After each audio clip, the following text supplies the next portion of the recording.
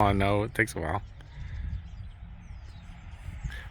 Okay, I got antsy because my onions that I got too early from the supplier are starting to sprout. So I decided to take a shot at putting them in the ground now. And This then is maybe covering them with plastic if it gets too terribly cold. But onions like cold weather anyway. So this is where we had our string beans last year. And I just used the broad fork and stirred it up so I don't have to get out my tiller. so if you've never seen a broad fork, we're just going to demo because she's already done it.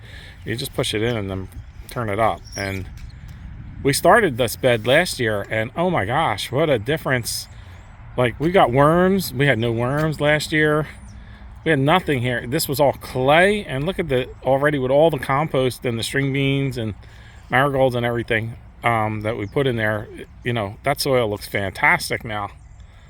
Pick up a handful. I see worms. I see worms. Is it worm? Yeah. So everybody loves to show their dirt. So there it is.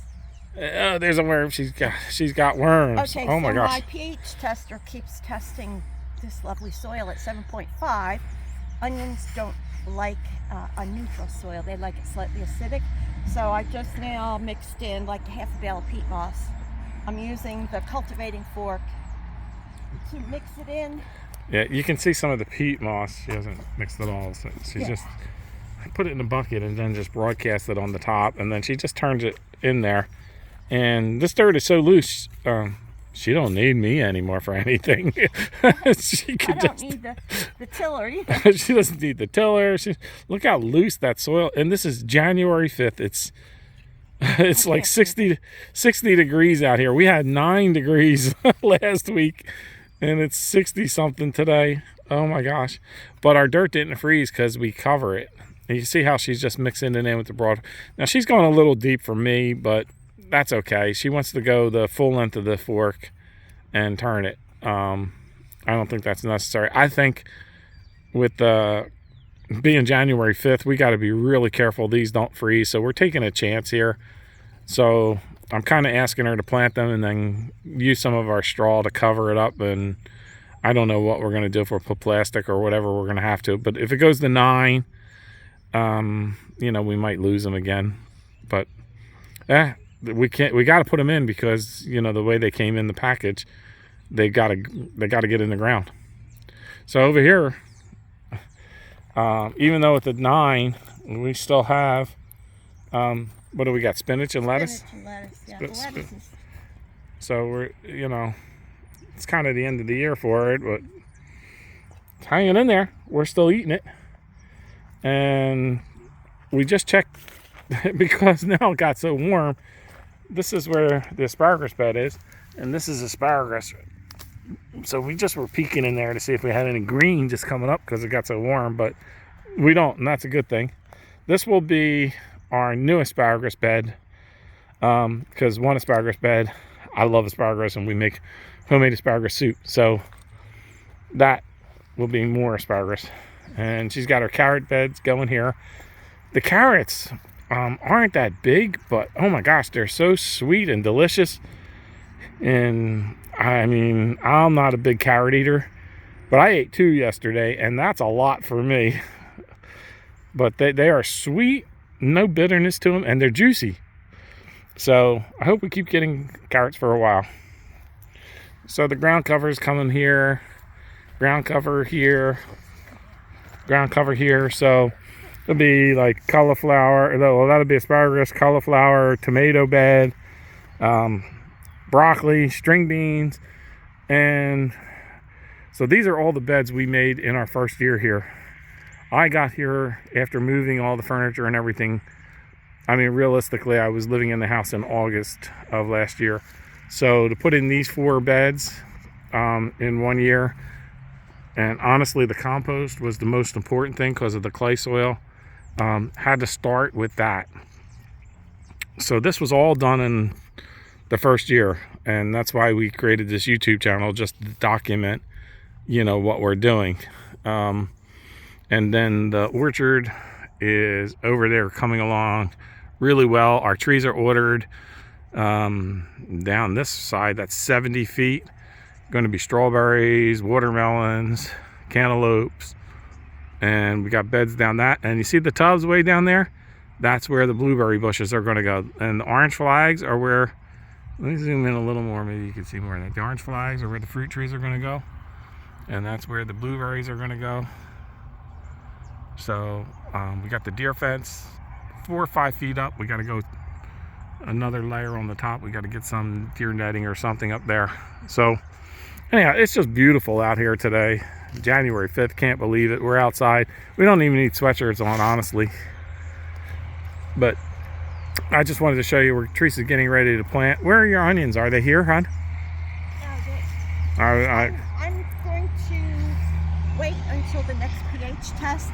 Since I just mixed up the peat moss in, I'll let it rain or I'll water it and take another pH test. If it hasn't dropped down to at least 6.5, I might add some sulfur. I have to kind of have that on back order. I don't have any in my barn. Okay. So that's my next move. So I'm going to show you what I did with our compost pile, because with our clay soil, the compost is probably the most critical thing. I mean, putting things in the sun, planting in the sun, planting out of the wind here. If you notice where I put the garden is way back from our house. We got to walk, but we've got trees and things that break the wind here. So this is what I did with the compost. I put a cinder block wall on this side. I put hay bales, and then I really increased the size of the pile for the winter. And I put hay bales on this side. I should have had cardboard over here and more insulation, but I didn't quite have the time to get to it.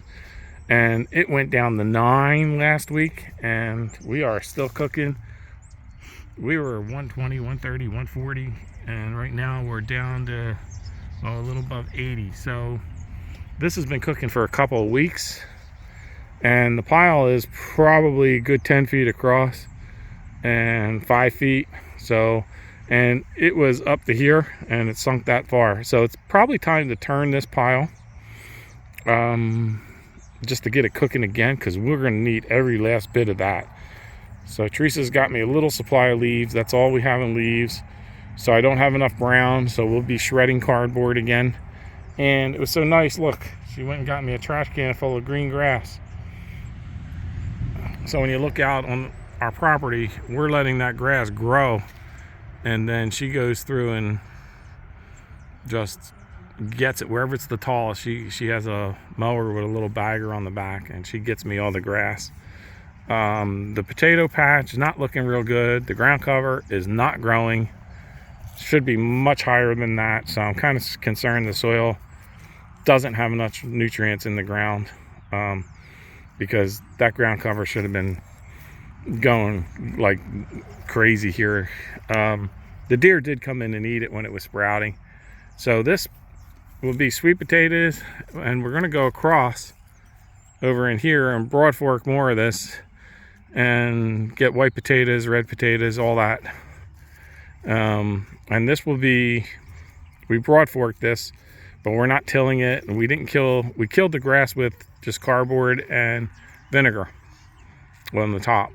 So we're trying not to rototill the whole darn property. But anyhow, it doesn't really matter, because over there, honestly, the soil it has nothing. So, if I go till it, what am I killing? Everybody's so worried about the bacteria and the mitochondria and all that good stuff, and it's like, there's nothing in that soil. There's no worms over there, trust me. No worms at all. So, but there'll be some worms in here. So I got to go across there so we have enough room for the potatoes. And then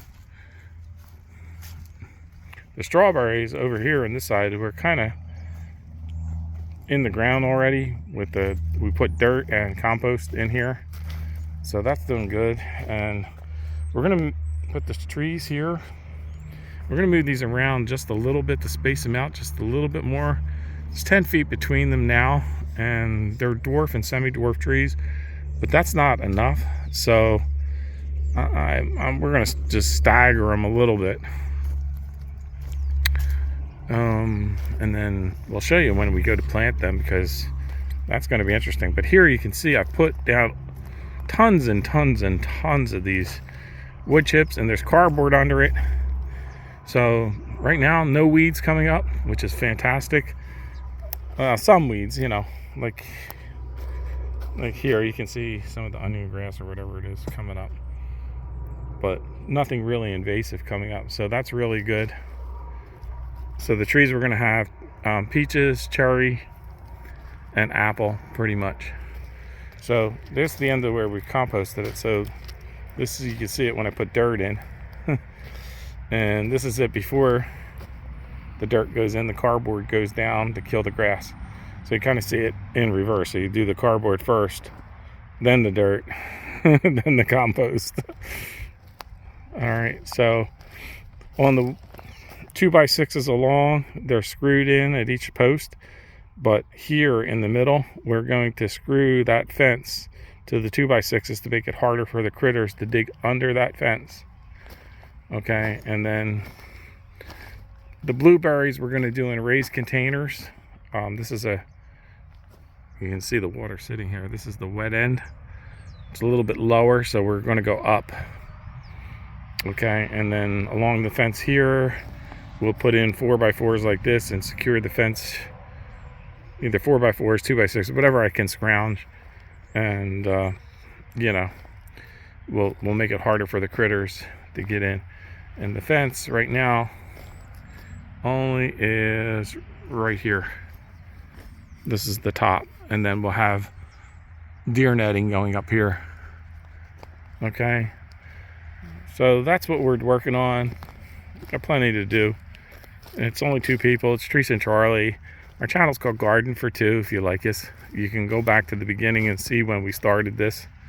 I'm not real good at doing YouTube videos or anything like that, but I do what I can. We don't edit them. You're seeing it raw just the way I filmed it. The last thing we're doing, Teresa. She started. She's pulling out Bermuda grass. Now that is invasive. So we got a little more straw here. I've only got this little bit of dirt left. You can see how big this pile of dirt was. But that's all I've got left. So I'm going to need to make dirt. And then over here, we're cutting down one tree. We only have one tree on our property, and we're cutting it down. And this is where she's making her little branch fence. And we're going to plant wildflowers in this area. So she's just weaving all the branches together. But that's the tree. That's the tree that has to go. Over here, we will probably put another 2 or 3 beds. But believe me, for 8 beds in the first year, and the potato patch and an orchard, that's a lot for 2 people. But again, the compost was the key. Getting the compost going. So if you have any questions, go ahead and put them below. I hope you enjoy our videos and see what we're doing. And if you have any questions, like I said, just post them below. Thanks.